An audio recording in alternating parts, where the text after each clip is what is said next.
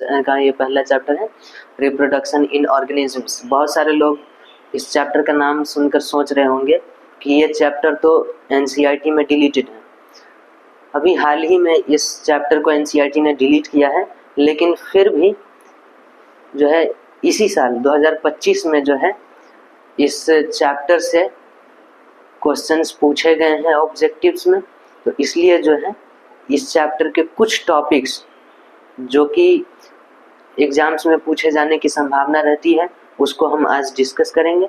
इसके अलावा बाकी के टॉपिक्स जो हैं वो आगे आने वाले चैप्टर्स में हम लोग एक एक करके डिस्कस कर लेंगे। चलिए शुरुआत करते हैं। इस चैप्टर में हमारे पास सबसे पहला टॉपिक जो है वो है लाइफ स्पान। किसी ऑर्गेनिज्म की लाइफ स्पान क्या होती है उसके बारे में जो है एनसीईआरटी ने हमें सबसे पहले बताया है। तो आपको यह जान लेना चाहिए कि कोई भी ऑर्गेनिज्म जब जन्म लेता है तो उसकी मृत्यु जो है निश्चित होती है। कुछ समय तक जीने के बाद, कुछ सालों तक जीने के बाद उसकी मृत्यु हो जाती है।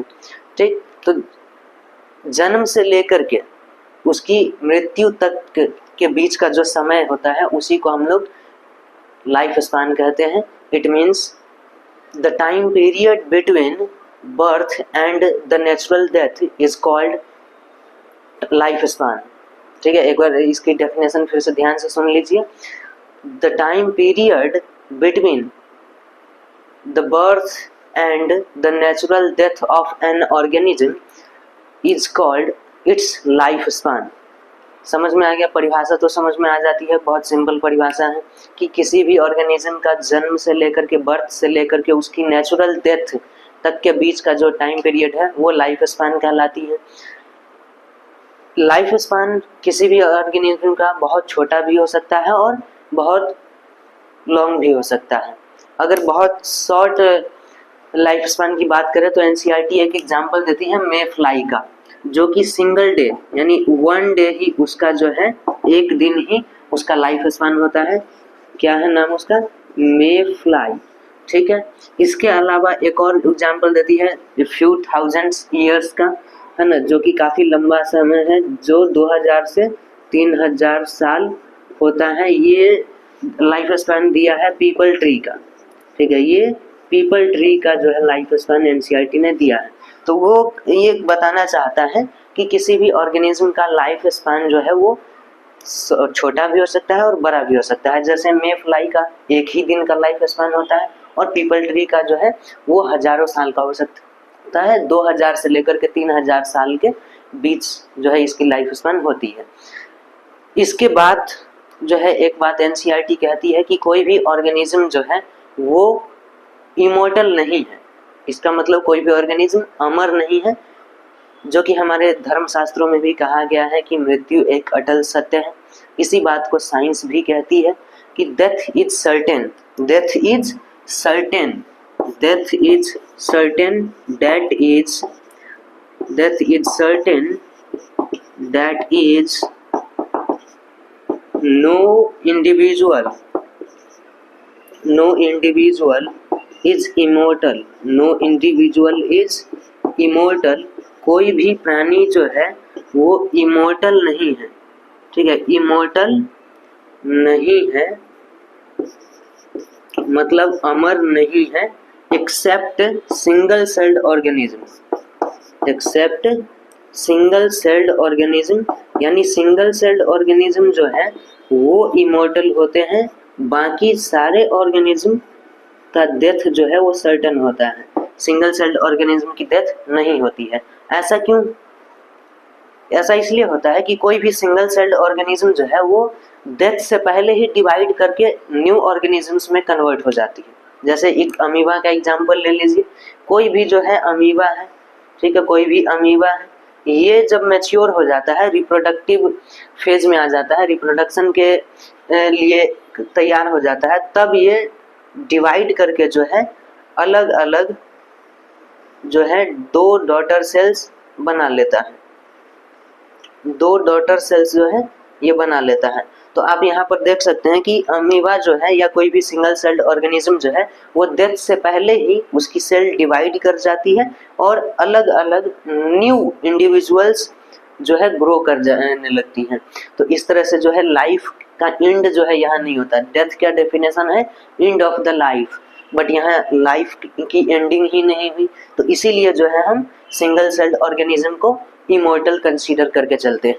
ठीक है, इसके बाद जो है एनसीईआरटी आपसे लाइफ स्पैन के डिफरेंट फेजेस के बारे में बात करती है, यानी क्या क्या फेज होते हैं किसी भी ऑर्गेनिज्म के लाइफ में, उसके बारे में बात करती है।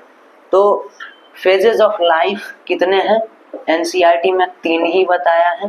फेजेस ऑफ लाइफ जो है एनसीईआरटी में 3 फेजेस ऑफ लाइफ को बताया है। पहला इसने बताया है बर्थ, दूसरा है ग्रोथ, एंड थर्ड है जो कि लास्ट है वो उसने बताया है डेथ को। ठीक है, लेकिन हम लोगों को अलग अलग बुक्स में जब पढ़ते हैं तो कुछ इन डिटेल भी इसमें दिया रहता है। ठीक, तो हम लोग यहाँ पर 5 तरह से जो है फेजेस ऑफ लाइफ को समझेंगे। पहला है बर्थ, जिसको कि हम लोग बिगिनिंग ऑफ लाइफ कहते हैं, है ना। बिगिनिंग ऑफ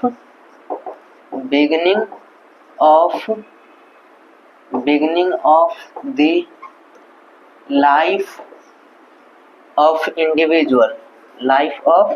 इंडिविजुअल, किसी इंडिविजुअल यानी कि किसी भी ऑर्गेनिज्म की लाइफ का बिगिनिंग क्या कहलाता है? उसका बर्थ कहलाता है।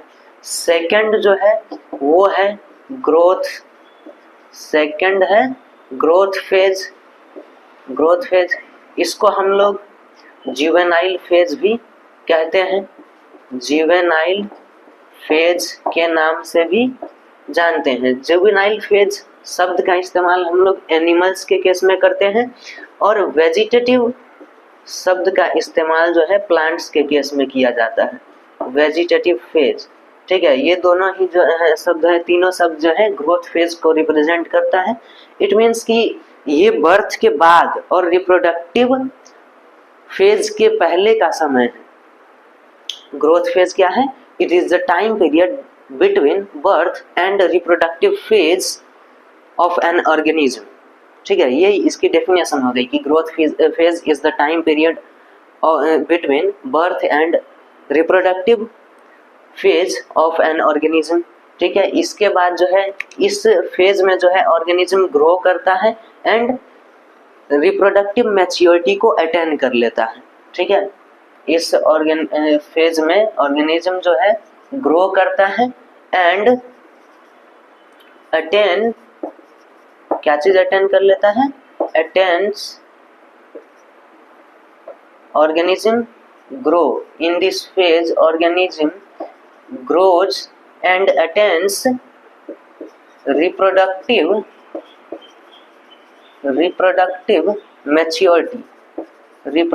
maturity जो है वो अटेन कर लेता है। ठीक है, तीसरा फेज है रिप्रोडक्टिव फेज, यानी ये लाइफ का वो फेज है जिस टाइम पीरियड में कोई ऑर्गेनिज्म जो है रिप्रोड्यूस करता है और अपने ही जैसे यंग वंस को प्रोड्यूस करता है।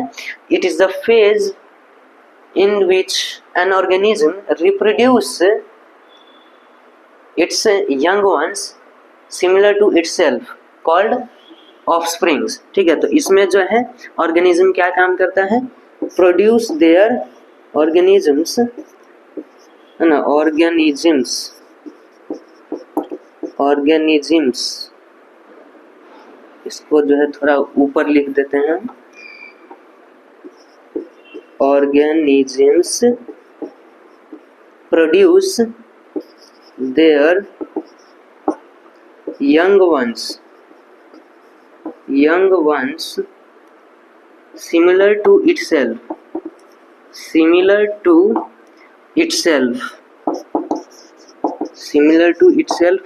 अपने ही जैसे यंग वंस को जो है, अपने ही जैसे संतान को जो है जन्म देता है और अपनी स्पीसीज की कंटिन्यूटी को मेंटेन रखता है।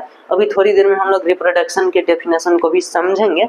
फिलहाल जो है इसको समझते हैं कि रिप्रोडक्टिव फेज में क्या करता है ऑर्गेनिज्म। रिप्रोडक्टिव फेज में कोई भी ऑर्गेनिज्म जो है प्रोड्यूस करता है अपने ही जैसे, सिमिलर टू इटसेल्फ, अपने ही जैसे यंग वंस को, यानी अपनी संतान को जो है उत्पन्न करता है।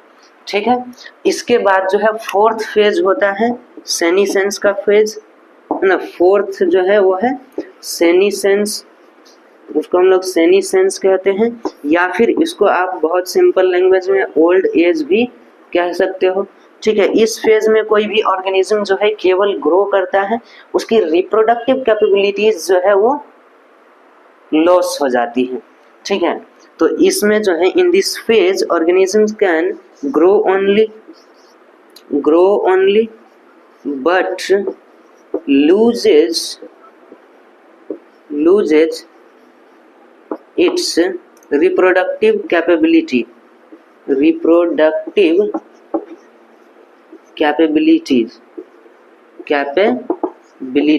है ना, रिप्रोडक्शन की एबिलिटी जो है वो लूज करने लगता है।